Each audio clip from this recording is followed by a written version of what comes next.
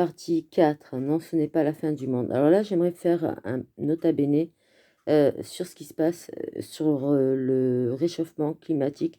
Et je ne développerai pas le nombre de centrales nucléaires que l'on a en France et les conséquences. Alors, je vais parler simplement du système solaire, d'accord, ok? Le système solaire et l'univers. Le système solaire est toujours en action, d'accord, en mouvement, d'accord. L'univers en lui-même, il est en expansion, contrairement à ce que l'on croit. Le système solaire, actuellement, a un gros problème. Ça s'est déclenché depuis un petit moment. On n'en parle pas, mais il faut en parler. Je parle avec un sourire jaune, il faut le dire. Le soleil, en fait, se met à grandir, tout simplement, à grossir, à grossir. Voilà. Et le fait que ça grossisse, automatiquement, qu'est-ce qui se passe? Ça réchauffe les planètes. Et toutes les planètes, donc, en fait, du système solaire sont réchauffées.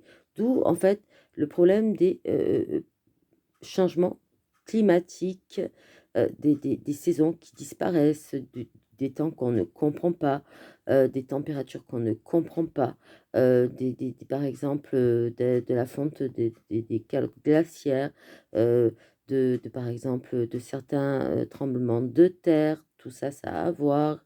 Je vais vous donner un exemple qui ne va pas vous faire plaisir, mais par exemple, en Russie, par exemple, rien qu'en Russie, ils savent que d'ici 30 ans, à tel endroit, là où il y a donc énormément de glace, à l'intérieur, il y a un virus qui va s'activer dans 30 ans. Donc, vous voyez, donc on n'en a pas fini quoi avec les catastrophes naturelles. Donc, tout ça pour vous dire quoi? C'est que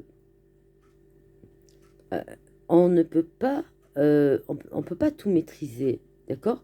On peut pas tout maîtriser. On peut pas maîtriser le système solaire. On peut pas maîtriser l'univers. On peut pas maîtriser. On peut avertir s'il y a un tremblement de terre.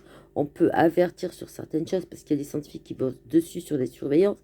Mais on ne peut pas tout maîtriser. Dans le pôle Nord, par exemple, comment dire, vous comprenez bien que quand il y a une méga fonte de calotte glaciaire, je peux vous dire qu'il n'y a pas que des crevettes à l'intérieur, hein, je veux dire que ça remonte à des milliards d'années, donc il y a aussi des bactéries, il y a aussi des virus qui se mettent dans l'eau, etc. et tout. Tout ça, on ne peut pas le maîtriser, d'accord? Alors, c'est pas une question que c'est la fin du monde, c'est une question que on en est arrivé à un stade dans le système solaire où le soleil se réchauffe, et en se réchauffant, automatiquement, il y a un impact sur l'écologie, tout simplement. Moi, je vous dis ça. Maintenant, si vous voulez approfondir le sujet, c'est à vous de faire des recherches, d'accord? Mais moi, je vous informe. Ça fait partie de la logique des choses. Et c'est pas d'aujourd'hui que ça date. Les tremblements de terre, c'est pas d'aujourd'hui. Comment dire, les tsunamis, c'est pas d'aujourd'hui. Les réserves d'eau qui s'épuisent, les nappes phréatiques qui s'épuisent, c'est pas d'aujourd'hui non plus. Je veux dire, mais on dirait que ça apparaît comme par hasard et on se dit, mais comment ça se fait? Comment ça se fait? Mais la raison, je vous l'ai donnée, mais il serait temps que les gens en parlent réellement, quoi. Je veux dire oui, que ça soit dit ouvertement, tout simplement, quoi. Voilà. Mais c'est vraiment pas d'aujourd'hui, quoi. Donc que personne ne soit étonné, tout le monde est informé. Après, à vous de faire les recherches. Je vous laisse et j'attaque l'autre partie qui me paraît aussi importante.